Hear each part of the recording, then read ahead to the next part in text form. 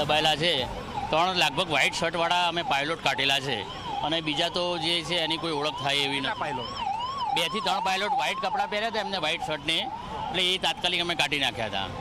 એટલે આ Ahmedabad fire બ્રિગેડની team છે જેમણે લોકોને બહાર કાઢ્યા છે, આગ બુઝાવવાની કામગીરી કરી છે, પાયલોટને બહાર કાઢ્યા છે. એના તેમના અનુભવ જે ઝી મીડિયામાં તેમણે જણાવ્યા છે. પણ જે પ્રકારની ઘટના છે હજુ પણ રેસ્ક્યુ ઓપરેશન ચાલુ છે.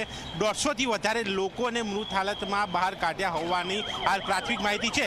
ચોક્કસ આંકડો આવ્યા બાદ ખ્યાલ આવશે કે આખરે કેટલા લોકોના મોત થયા છે. પણ પ્લેનમાં 230 પેસેન્જર હતા, 12 ક્રૂ મેમ્બર હતા, જે તમામ લોકો આ આગની અંદર લપેટાયા છે.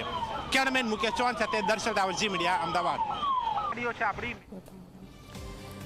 તો આપ જો આપણા ટીવી સ્ક્રીન પર એક ઇમરજન્સી નંબર પણ ફ્લેશ થઈ રહ્યો છે અને જે પણ લોકોને જોઈએ, જેમને મદદ જોઈએ, તે આ નંબર પર ફોન કરીને મદદ મેળવી શકે છે. કંટ્રોલ રૂમના નંબરો છે, સાથે સાથે તંત્ર ખડે પગે છે. એએમસી દ્વારા પાલડીમાં જે એક કંટ્રોલ રૂમ છે તે શરૂ કરવામાં આવ્યો છે. અધિકારીઓ શિફ્ટ વાઇઝ તેમાં આવશે, એટલે તંત્ર પોતાની ફરજ બજાવી રહ્યું છે, સતત કામગીરી કરી રહ્યું છે. અને 3 અલગ અલગ દ્રશ્યો મેં આપને ટીવી સ્ક્રીન પર બતાવી રહ્યા છે કે આખરે પ્લેનની જે આ મોટી દુર્ઘટના સર્જાય ને ત્યારબાદ જે તબાહીનો મંજર મેઘાણીનગરના જે વિસ્તાર છે ત્યાં જે જોવા મળ્યો.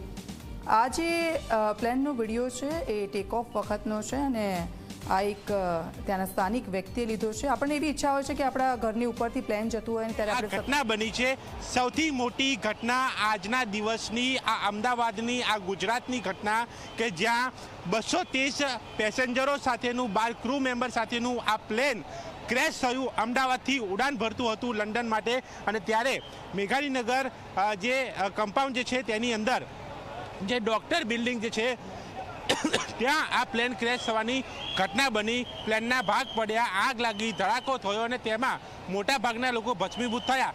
તમામ પ્રશાસન કામે લાગ્યું અને અહીંયા જેસીબીની મદદથી આ જે ઝાડ જે સળગી ગયા હતા તે ઝાડ કાપીને હટાવીને, પ્લેનનો મલબો હટાવીને, કાટમાળ હટાવીને મૃતદેહોને, લોકોને બહાર કાઢવામાં આવી રહ્યા છે. અને લગભગ 150થી વધારે લોકોને બહાર કાઢી લેવાય છે, જેમાં 100થી વધારે લોકોને 108 મારફતે ખસેડી દેવામાં આવ્યા છે. આ મોટી ઘટનાની અંદર તપાસનો વિષય છે કે આખરે પ્લેન ક્રેશ કઈ રીતે થયું. શું બર્ડ હિટ હતું કે પછી ટેકનિકલ કોઈ કારણ હતું કે જેના કારણે આ ઘટના બની. પણ જે ઘટના બની છે મોટી ઘટના છે. પ્લેનમાં સવાર મોટાભાગના લોકોના મોત છે અને સાથે ડીએનએ તપાસ કરીને તમામની ઓળખ પણ કરાશે અને 3 વીઆઈપી લોકો પણ અંદર સવાર હતા કે જેમના કોઈ સમાચાર નથી મળી રહ્યા, તેની પણ તપાસ કરવામાં આવી રહી છે. કેમેરામેન મુકેશ ચૌહાણ સાથે દર્શક રાવલ, ઝી મીડિયા, અમદાવાદ. તો કુલ 242 જેટલા મુસાફરો સવાર હતા, સાથે 2 પાયલટ અને 10 જેટલા ક્રૂ મેમ્બર્સ પણ હતા. અને રેસિડેન્ટ ડોક્ટર્સની હોસ્ટેલમાં જ્યાં ખાવાની મેસ આવી રહી હતી ત્યાં આગળ ભોજન પણ લઈ રહ્યા હતા કેટલાક રેસિડેન્ટ ડોક્ટરો, અને ભોજન બનાવનારા અને પીરસનારા પણ ત્યાં હાજર હતા. અને તે દરમિયાન આ દુર્ઘટના, પ્લેન ક્રેશ થાય છે અને તે બાદના સતત એ દ્રશ્યો આપના સુધી પહોંચાડી રહ્યું છે ઝી 24 કલાક. હવે કાટમાળ હટાવવામાં આવી રહ્યો છે. કાટમાળ નીચે હજુ પણ કોઈ ફસાયેલું હોય તો તેને બહાર કાઢવા માટે કાટમાળ એક બાદ એક હટાવવામાં આવી રહ્યો છે. અલગ અલગ દ્રશ્યો ટીવી સ્ક્રીન પર આપ જોઈ રહ્યા છો. આપ જુઓ, જેટલી પણ વસ્તુ આસપાસ હતી તમામ બળીને ખાક થઈ ગઈ છે, તેને ઓળખવી પણ મુશ્કેલ બની રહી છે.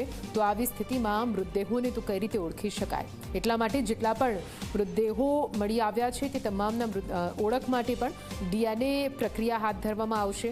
પરિવારજનો પાસેથી ડીએનએ લેવામાં આવશે અને તેને મૃતદેહો સાથે મેચ કરવામાં આવશે અને જેનો પણ મૃતદેહ સાથે ડીએનએ મેચ થશે તે મૃતદેહને પરિવારને સોંપવામાં આવશે. મેઘાણીનગરમાં થયેલ પ્લેન ક્રેશની ઘટનામાં અમદાવાદ ફાયર બ્રિગેડે મોટી કામગીરી કરી છે, સાથે અન્ય વિભાગ પણ તે કામગીરીમાં જોડાયા છે. આવા ફાયર બ્રિગેડ કર્મચારી સાથે વાત કરીશું. આપ અહીંયા આવ્યા, શું કોલ એક હતો, શું દ્રશ્યો હતા જે તમે કામ કર્યું? પહેલાં આવું ક્યારે જોયું?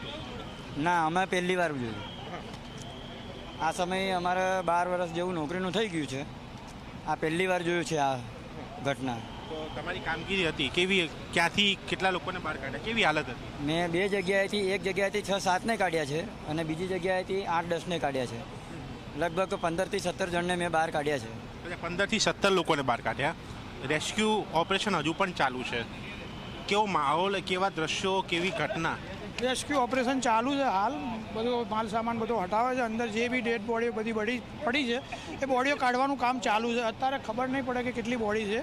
અત્યારે અમારા મોટા અધિકારીઓ સંપૂર્ણ બધા હાજર છે અને કામગીરી હાલ ચાલુ છે. આમ લાગે છે કે કોઈ જીવતું બહાર નીકળશે? એ હજુ બધું કામ બધું પતી જાય પછી ખ્યાલ આવે. અમારા ઉચ્ચ અધિકારીઓને બધી ખ્યાલ જોયું છે આવું? આ હોનારત બહુ મોટી છે અમદાવાદમાં. આ પહેલી વાર અમે અમારા જીવનમાં વસ્તુ જોયું છે અને આવી હોનારત પહેલી વાર થઈ છે મોટી. અત્યારે તમામ સ્ટાફ અમારો અમદાવાદનો ફાયર સ્ટાફ તમામ હાજર છે અને તમામ કામગીરી ચાલુ છે. અત્યારે કોઈ તકલીફ પડી અંદર કાટમાળ હટાવવામાં, બહાર કાઢવામાં? શું કર્યું? પાણીનો મારો ચલાવ્યો છે? એક સાઈડ પાણીનો મારો ચાલુ રાખ્યો હતો અને આગળની જગ્યાએ એવું કહેવામાં આવ્યું હતું પાયલોટ દબાયેલા છે.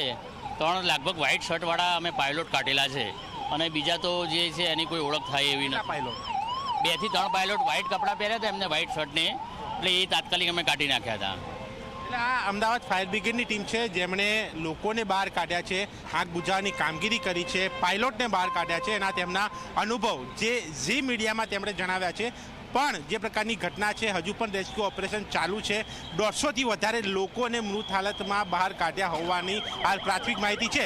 ચોક્કસ આંકડો આવ્યા બાદ ખ્યાલ આવશે કે આખરે કેટલા લોકોના મોત થયા છે. પણ પ્લેનમાં 230 પેસેન્જર હતા, 12 ક્રૂ મેમ્બર હતા, જે તમામ લોકો આ આગની અંદર લપેટાયા છે.